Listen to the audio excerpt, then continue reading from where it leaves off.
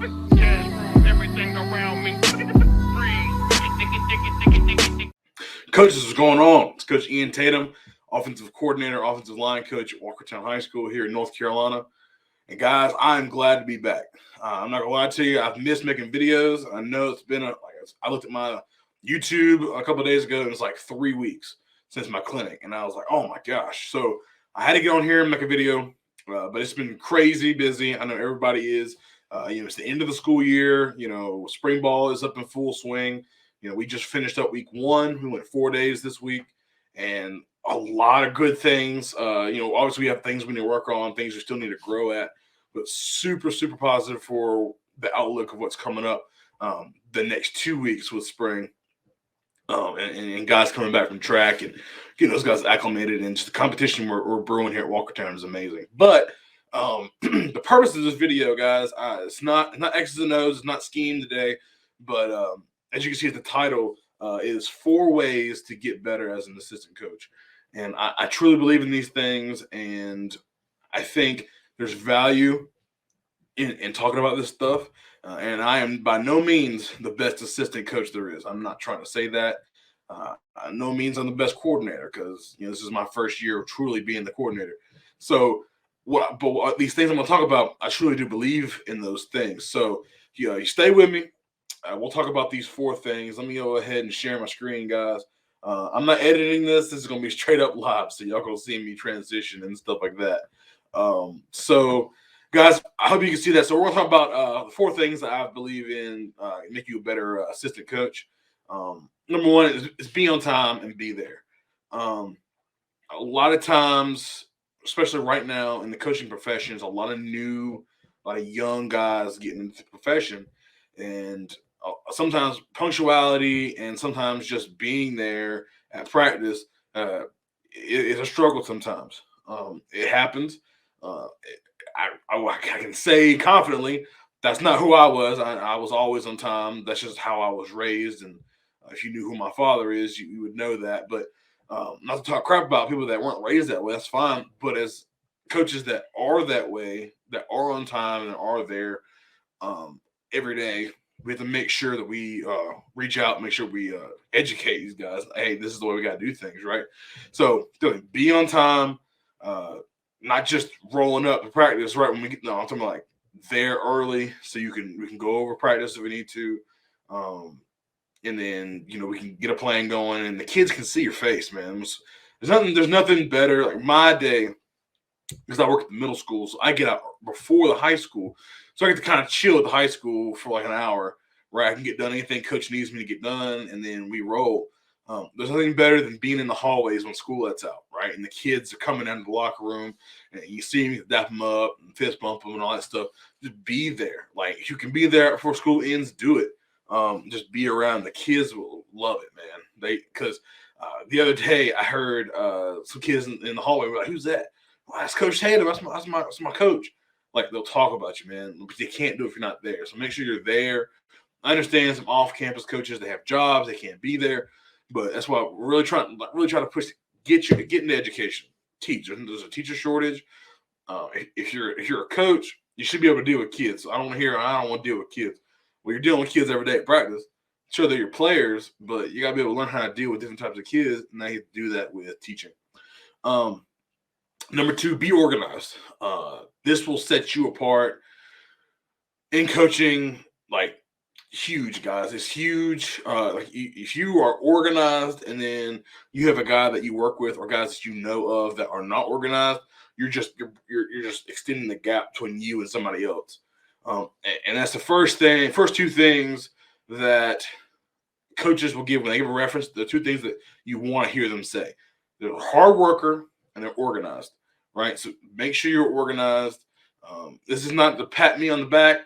All this stuff that I do is all learned, right? And I'm blessed to have worked for some very organized guys. Shout out to Coach Nigel Pearson, very organized individual. I have all these templates for scripts, call sheets, practice plans, shoot, off-season conditioning, rosters, we have a trifold like itinerary that told kids when to be there on game days, where to be at what times on game days. Like all that stuff is from him, and I just saved it all because I want to be organized, and he showed me how to be organized. I'm just gonna switch over to my script template, and this is what I roll with, right? This is obviously nothing in here, but inside Skelly with 7-on-7 and team and then JV team. And then have all your where you can just input stuff, right? And have a plan every day. Takes me into the next one. Have a plan. Always have a plan.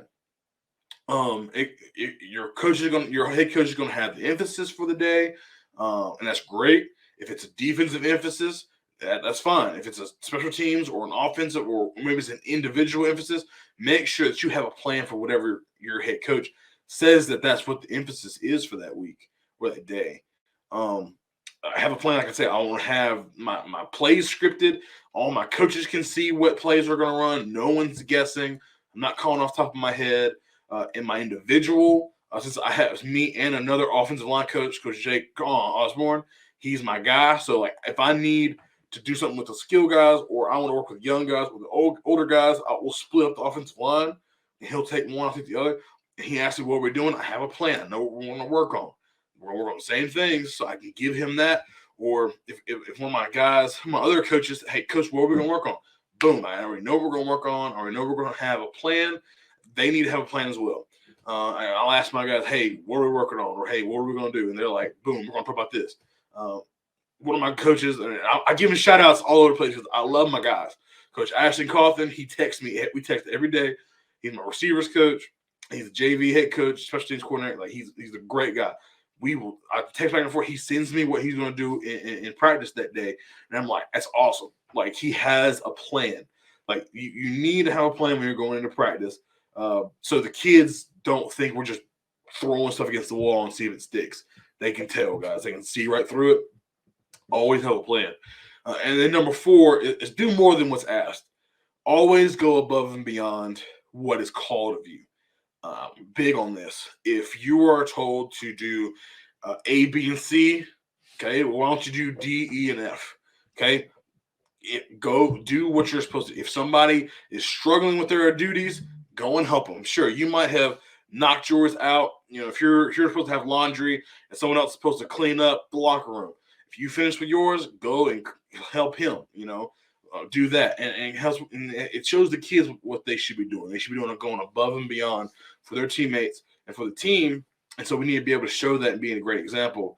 And we need to do that as assistants, because the number one thing that assistants are supposed to do is take the load off of the head coach. So if he is having to do 5 different things and he has 5 different assistants, he should be doing nothing, because if it's things that assistants can do, they need to be doing those 5 different things. Then, of course, the head coach has head coach duties that he's going to do regardless. That's great. Ask if you can help him. If he says yes, that prepares you to be a head coach or even a coordinator. Ask your coordinator or something like that. So I'm big on do more than what's asked. That's one almost a lost art in today's society is, what can I do to help the team? What can I do to help the ship go forward, right? We're all rowing in the right direction. What can I do to help us propel forward? And if everybody's doing that, man, then it's a well-oiled machine and we're just rolling, right? So I say all that to say, hey, I don't have all the answers. I'm not trying like I'm some guru. I'm not trying like I have I have everything in a row, because I fail every day. But the biggest thing is I try to get better. And make sure you talk to your coaches. Hey, what do you need? What can I help you with? That's the biggest thing with being a great assistant. Because we will always have a job if you work hard, you're on time, and you do more than what is asked, and you have a plan. So make sure that you maybe if you haven't thought about those type of things, maybe you start doing that this year. And if coaches are starting to do that, you happen to be doing it from my video, make sure you drop a like on the video. Make sure you comment, hey, coach, you suck. Hey, coach, this was awesome. Something, guys. Give me some feedback. But we are back. I'm trying to be doing these videos again. And for those of us that are still in spring ball, keep rocking and rolling, guys. If you have a good day, great. If you have a bad day, don't worry about it. Let's pick it up tomorrow. Other than that, I'm Coach Ian Tatum. Make sure to subscribe if you have not. Let's make sure we dominate the off season, and let's get ready for the summer, guys. Appreciate it. Yeah, everything around me.